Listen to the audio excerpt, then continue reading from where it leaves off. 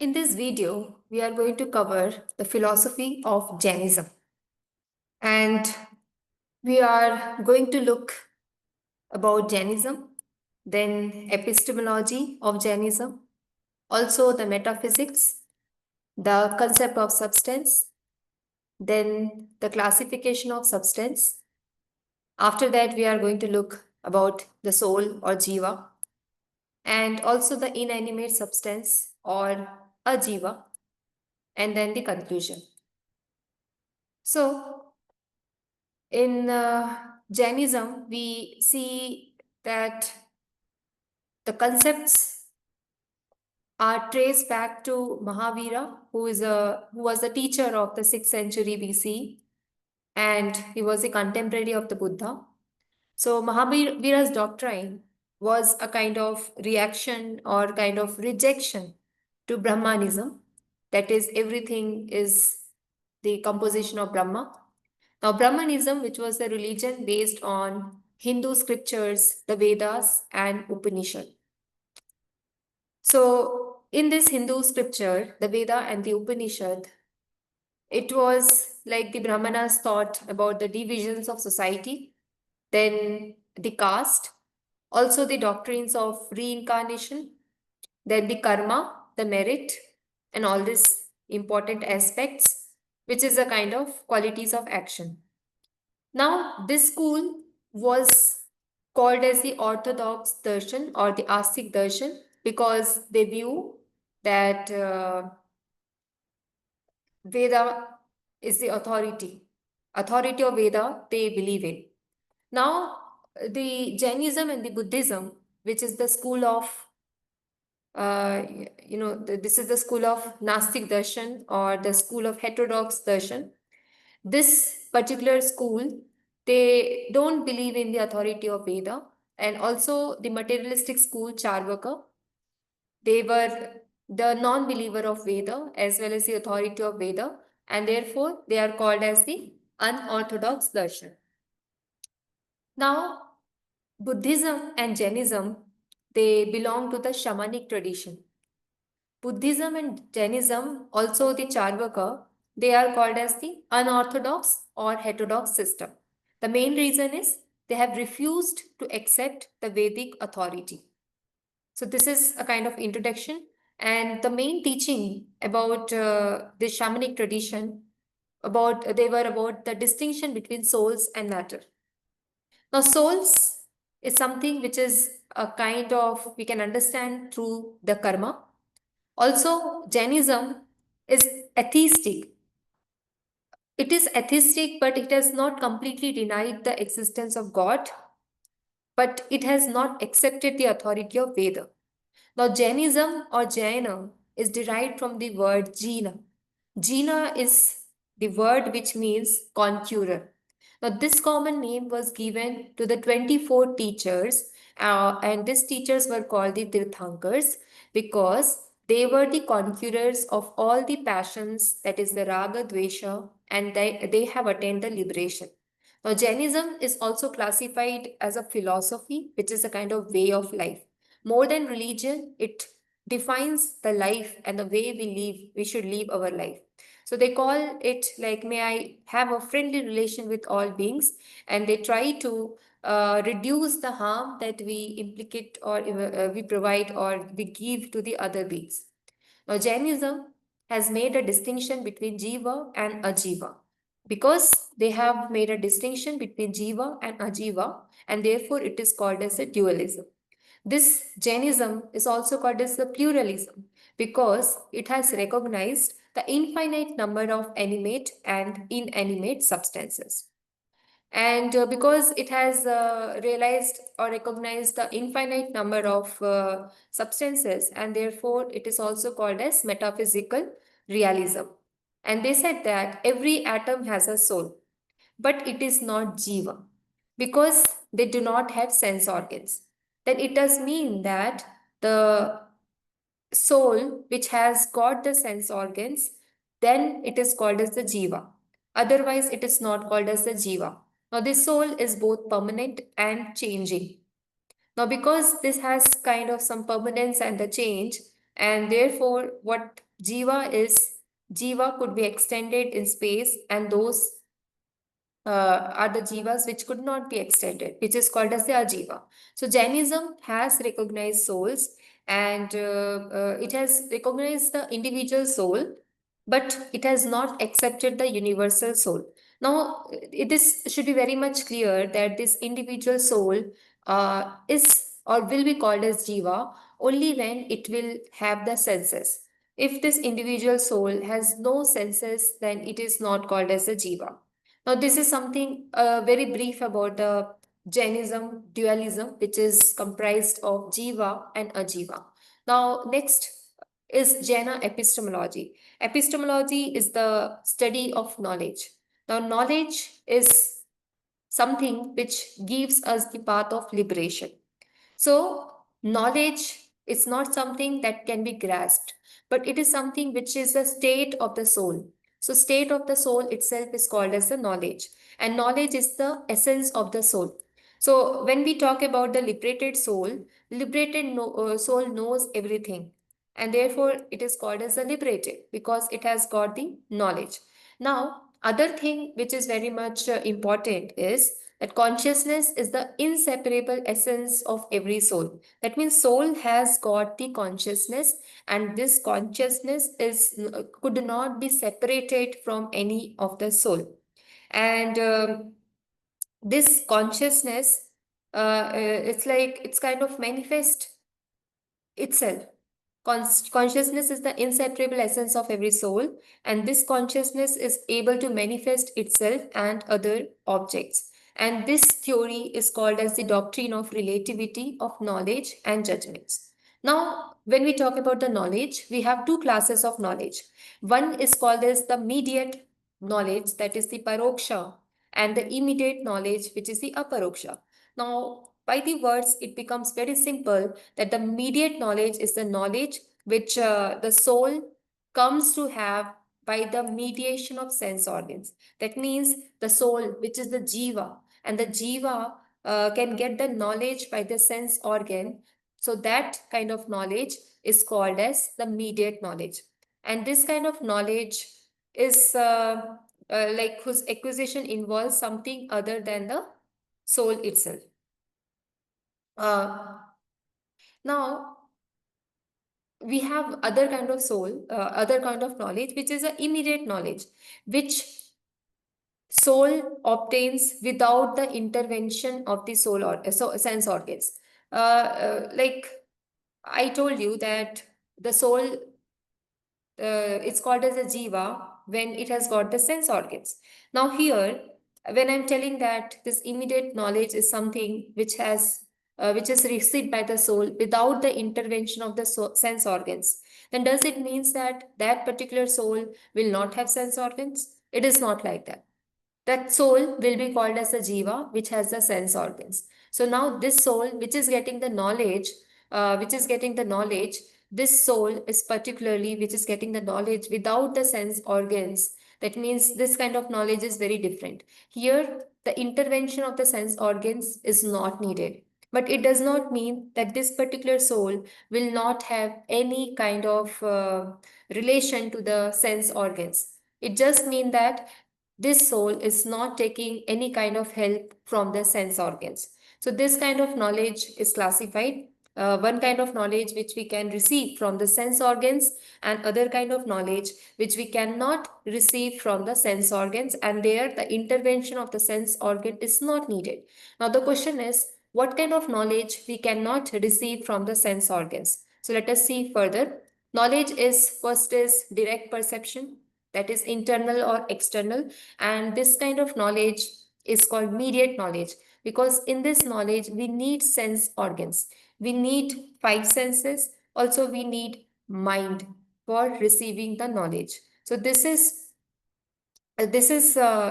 knowledge by direct perception, which is internal or external. So many schools consider it as an immediate knowledge, but this is called as mediate by Jainism because the senses and mind plays a role in it.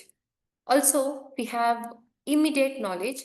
which is a very suprasential knowledge, and this knowledge we don't need senses for it, and this does not have any concepts. This is non-conceptual, this is non-perceptual. Also, if we want to understand in a very simpler term, then it is called as the intuitive knowledge. So that is called as the Keval Jnana.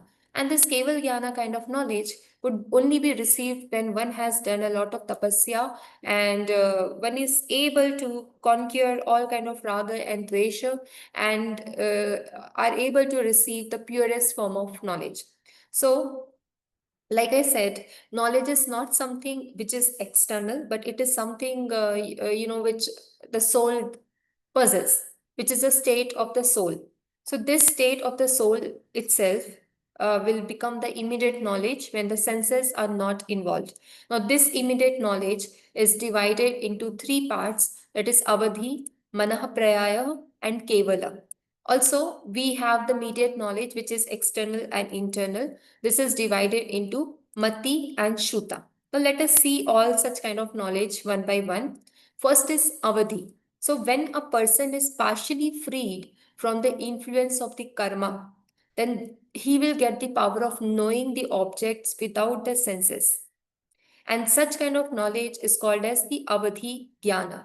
But this kind of immediate knowledge is also limited because the person has not completely freed himself from the influence of karma. So once a person can free himself from the influence of karma, then only he could attain the higher form of knowledge.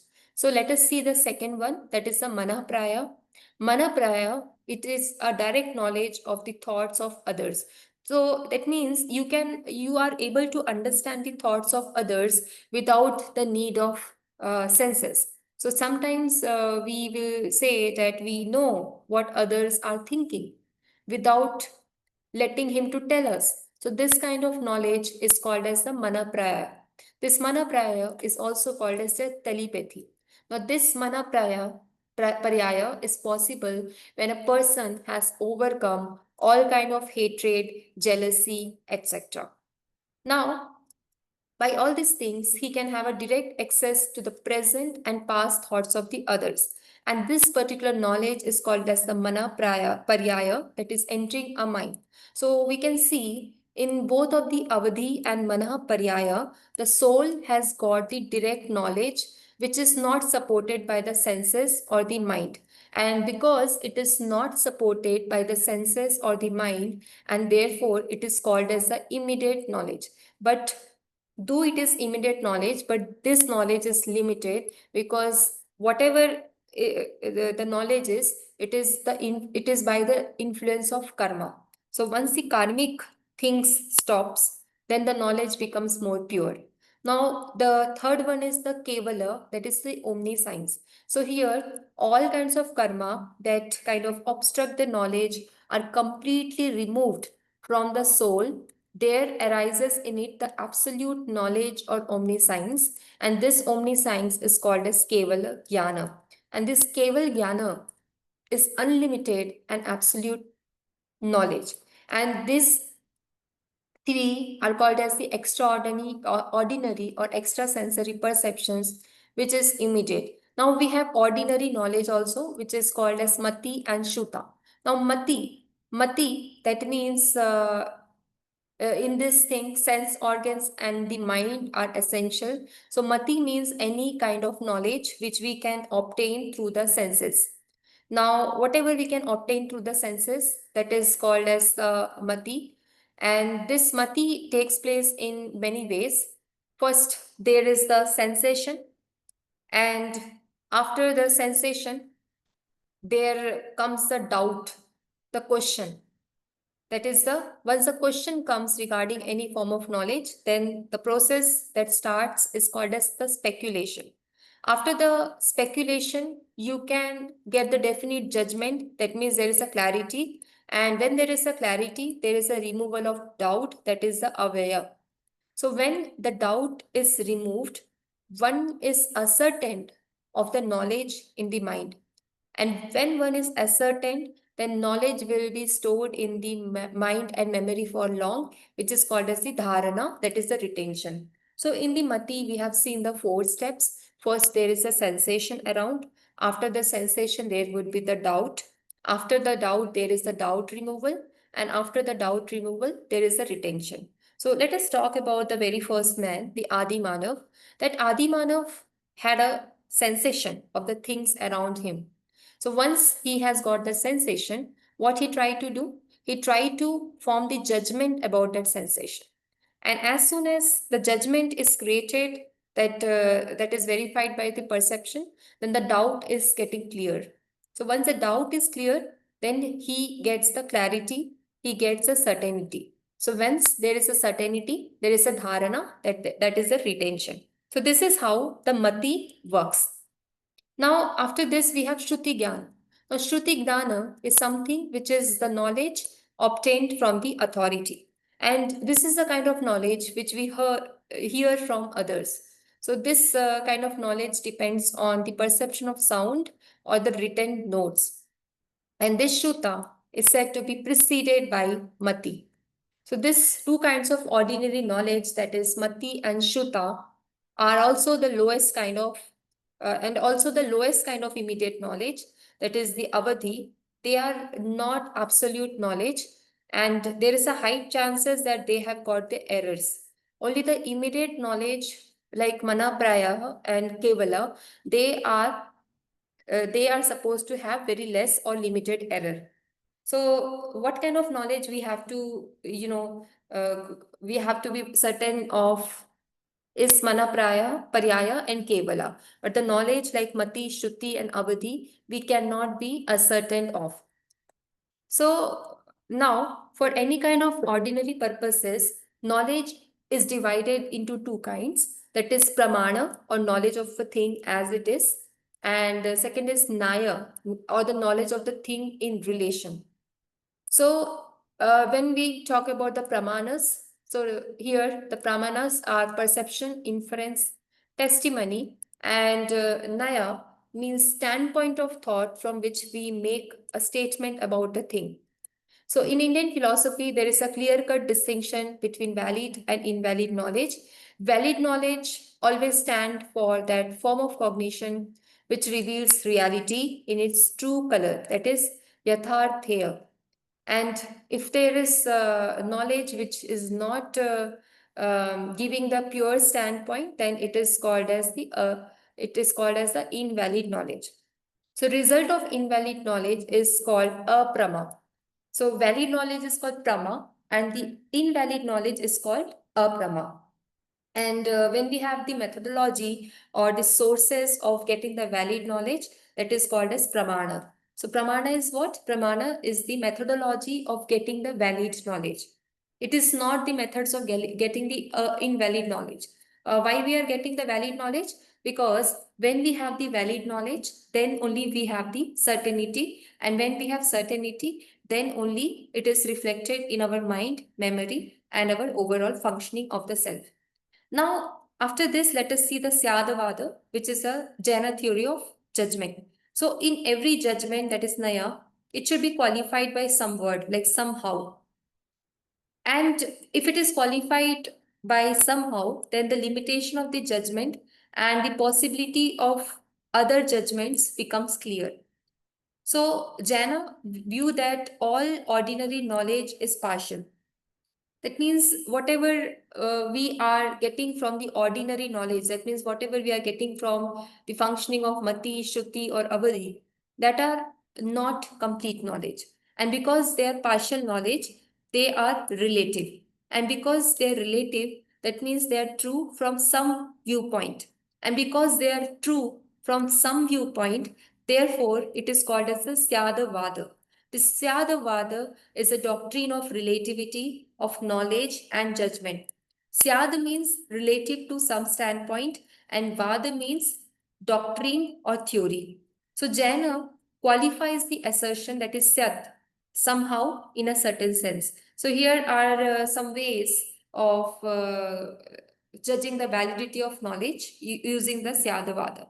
So we can say, suppose we want to prove the validity of a jar, then we can say somehow a jar exists. Or we can say somehow a jar does not exist. Also, we can say somehow a jar exists and not exist. We can also say somehow a jar is indescribable. We can say somehow a jar exists and is indescribable. We can also say somehow a jar does not exist and is indescribable. We can also say the seventh one, that is somehow a jar both exists and does not exist and is indescribable. So this is the seven ways, the seven predications which will give us certainty about the knowledge, not the absolute truth, but a kind of relative truth. So this is the Syadvad, and the Syadvad is important in a sense that we can reach towards a certainty of the knowledge. Here, an example is given about a jar. So a jar is black when raw and red when it is baked. So this is about the jar. Somebody asking you about jar, that what is the color of jar? You will say black. But when it is baked, the color will be changing to red. So how it is possible? So if we are asked what the real color of the jar is, so we may say sometimes red, sometimes brown, but under all conditions, the honest one will reply that it cannot be described under the condition of the question. So that means the knowledge of the jar, the color of the jar keeps on changing. Now, let us see about the metaphysics, which is also a very interesting topic. So, about metaphysics, Jenna believes that metaphysics is both realistic and pluralistic. So, whenever we are talking about something realistic, it could be called as animate or the jiva. Just now I talked about the jiva. Now, jiva is the soul, but this soul has the senses. And we have the inanimate substance, ajiva, non-souls. And this may not have the senses, or maybe very less sense, maybe only one sense. So, Jainism, because of this categories of jiva and ajiva, it is called as the dualistic. This is also called as a pluralistic, that is the Anekantavada, because it recognizes the existence of an infinite number of animate and inanimate substance. And this animate and inanimate substance, this is infinite in number. So this is why this is called as something which is Anekantavada, which is multiple in numbers. Now, how does the universe function? Universe function through the interactions of living souls and the five categories of non-living entities. Five categories of non-living entities. What are they? Living souls, we know that it is Jiva. Then five types of non-living entities. They are ether, Akash. Then we have Dharma, the means or condition under which the movement occurs. Then we have the means or condition under which the rest occurs, that is adharma. And then we have time, that is kala, and we have matter, that is pudgal. Now let us see in details the concept of substance. Now substance, what is this? In every substance, we have these two qualities, that is essential and accidental. The accidental character of a substance, it will come and go. It is never consistent. They are like one time something is different, other time something is different.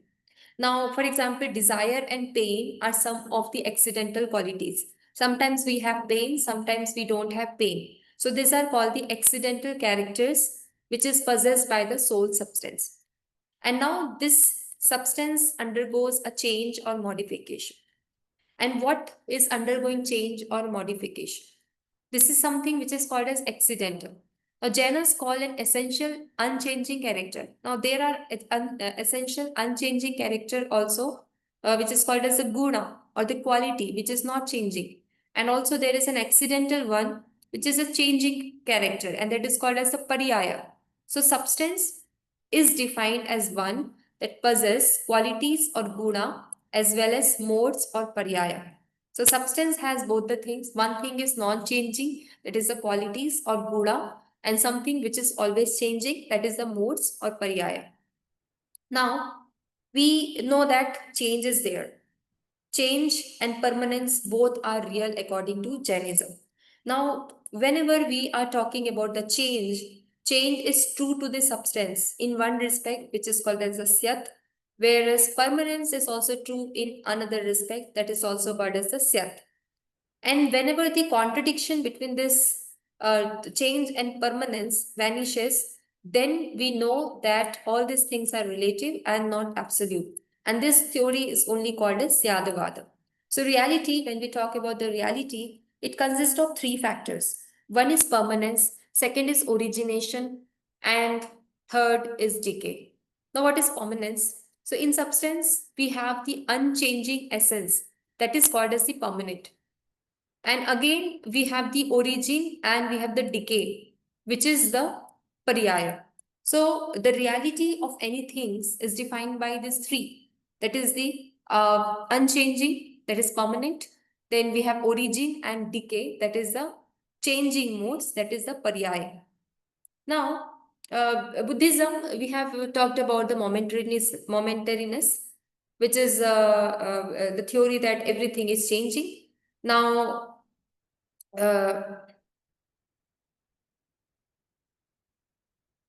about reality, when we talk about the reality, Buddha says that, or the theory of Buddhism says that everything is momentary. And this was against the one sided theory that everything is permanent. Now, we have some arguments by Jainas. So, let us see. They say that if everything is momentary, the soul would also be so, and then we could not explain memory, recognition, the immediate feeling of personal identity. So, this is a contrast statement for momentariness. It is being said that if everything is momentary, then we cannot accept the concept of memory, because in memory something remains permanent.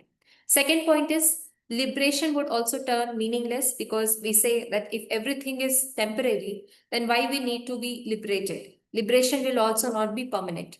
Third point, no moral life would be possible, because a momentary person cannot attempt to attain an end. Sometimes a person will be different, sometimes a person would be different, and therefore it could not achieve the liberation. Fourth point is there would be no moral law, and we will not focus on the consequence of action. We will do whatever we find it suitable, because ultimately we don't have any things to worry about, because nothing is permanent.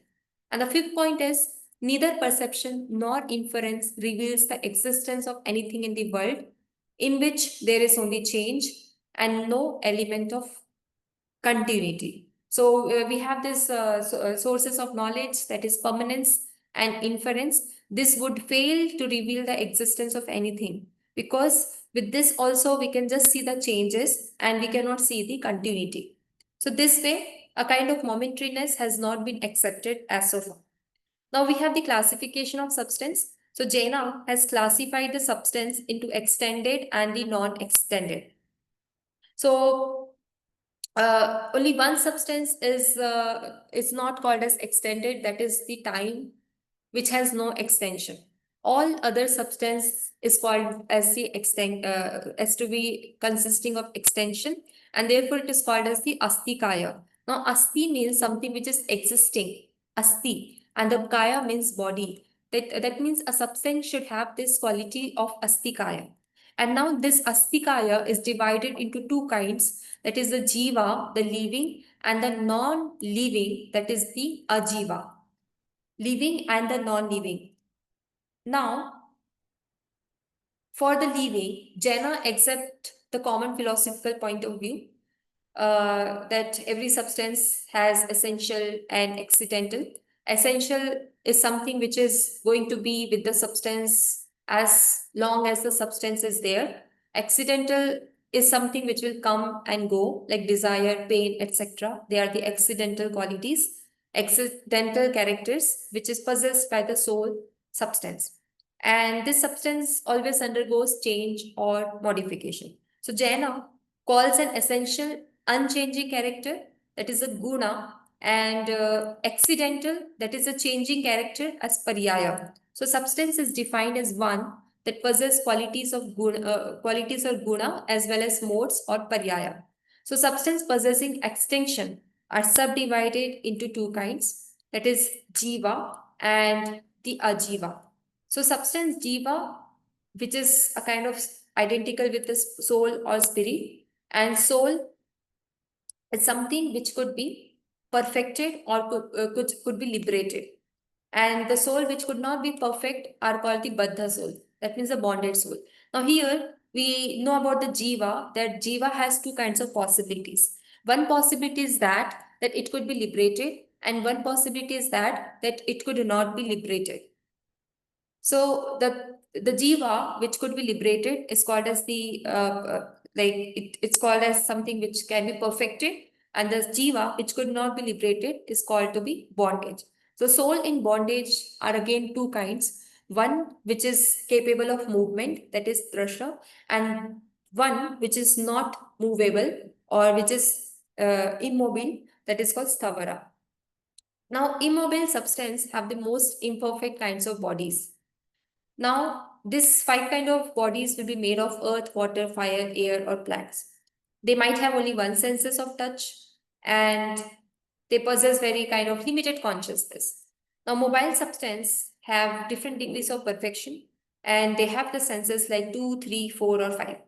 Now, about the non-living substance, they possess extension, and this non-living, that is ajiva, are the dharma, adharma, akasha, and pudgal. So these are the non-living. So about the living substance, what we know?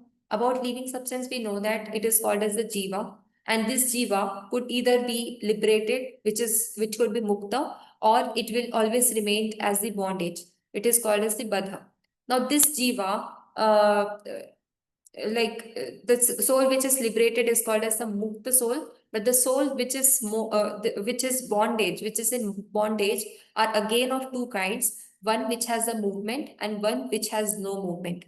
So the movement, the jiva which kind of like move, they have the senses, and these senses are made of the bodies of earth, water, fire, air, plants, and touch also. The substance which cannot be moved, which cannot be said to be which is immobile. The immobile living substance have a very kind of imperfect type of bodies. So this is about the substance, the metaphysics of substance. Now let us see about the soul or jiva. Jiva is a conscious substance, and this jiva essence is also consciousness. And this jiva can also be perfected. How this jiva could be perfected? This jiva could be perfected by overcoming the karmas, and it can attain the Kevala Jnana. Now, this jiva, initially, they don't have any form. But when it get the body, that means when it is in astikaya, that means it exists, it acquires the size and form of the body. So this jiva is said to occupy the space and possess extension. And now this jiva is not infinite, but this is coextensive with the body. And likewise, we have infinite number of souls in the universe, and this are something which is kind of invisible to human eye. And this is only operated by the meaning of karmas. So when the karma stops, then the jiva is liberated. So what basically the science of Jainism, that they have to stop the karma from penetrating inside the soul. So when the karma stops, the prevention is called as the samvara. Samvara of what? Samvara of the ashrava, that is the influx. And fixation, bandha of karma in the soul is ensured by carefully disciplined conduct. So the bandha soul are able to release by the disciplined conduct, which will lead the soul towards the freedom. So when the soul has finally set itself free, it raises at once to the top of the universe above the highest heaven, where it remains in inactive omniscient bliss through all eternity. This for Jaina is the nirvana. So soul has two important characteristics. Number one, the soul does not feel space like matter, and the soul is present in space like light. This is the qualities, these are the characteristics of the soul. Now let us talk about the inanimate substance or the ajiva, which I told that it does not have senses. Now first is matter or pudgal. Now matter in Jain philosophy is called as pudgal, which means that which is liable to integration and disintegration, something which you can connect and disconnect. So we know that the material substance can combine together to form the larger and larger wholes. And again, it could be broken down into smaller and smaller parts. The smaller part could not be further divided, and this is called as the atom. So when two or more atoms combine together, they form compounds or the sangatha. So the mind, the speech, and the breath, these are also the products of the matter. And any of the material substance, this possess the qualities of touch, taste, smell, color. So material substance have these qualities, but it could not perceive its own quality. The reason because it does not have senses. Now, these are about the matter. Now, second is about the space. So the space is to give the room for the existence of all the extended substance. So the soul, the matter, the dharma, the adharma, everything exists in space. And the space is formless entirety where the other categories can exist and function. Now, space has loka and aloka. Lok is the material universe which has three levels: the underworld or the hell, which is called as the Adhaloka, where the wicked souls live.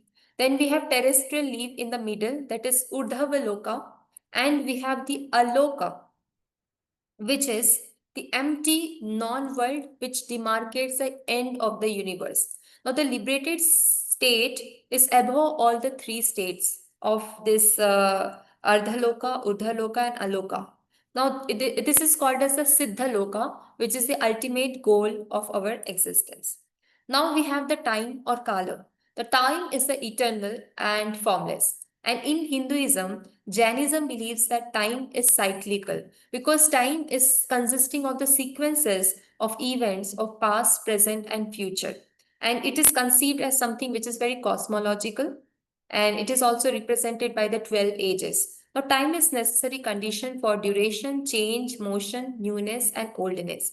Without time, a thing cannot continue to exist. And time is something which is not extended in space, and this is not regarded as an astikaya because time is called as the indivisible substance. The thing which is astikaya is could be divided, it could be integrated or disintegrated, but the indivisible substance could not be divided, and this substance is called as the astikaya. So Jaina distinguishes between the real time, that is paramarthika, and empirical time, that is vyavaharika. So this latter samaya, which is conventionally divided into moments, hours, etc., and is limited by a beginning and end. But the real time which we are talking about is formless and is eternal. Now we have dharma and adharma. So we have the karma, which has a specific and unique meaning in Jainism. So also we have the unique meaning of dharma and adharma. Dharma is something which allows the motion. Adharma is something which allows the rest. So dharma is action and adharma is inaction. So this is about the concept of Jainism, which is very important. So we talked about the metaphysics, which is about the jiva and the ajiva. The jiva that we talked about, that something which has the property of astikaya, and something which also could be extended on space and time. So we also know about the jiva, that it has got the senses. Also, we know about the astikaya that does not have senses, but we have this astikaya, which is also very important. And this jiva and ajiva, they coexist for the operation of the entire universe. Now, this philosophy of Jainism, this creates a strong foundation for the beliefs, practice, and of course the religion. And this classifies between the living and non-living beings. And this epistemology of Jainism, which we have seen just now, which defines the knowledge, and the knowledge which is valid knowledge, Brahma, and the invalid knowledge, Aprama. And we have also seen the knowledge which is the highest form of knowledge. We have seen about the knowledge which we can attend by the tapas and all these things. So this epistemology of Jainism is non-absolutistic, and this also has some specific logic of Syadavada. So we have seen about the Kevala Jnana. Some keywords are there. Let us see that. We have seen about the Kevala Jnana, that is the intuitive knowledge. We have Avadhi, which is not also the perfect knowledge because there is some effect of karma.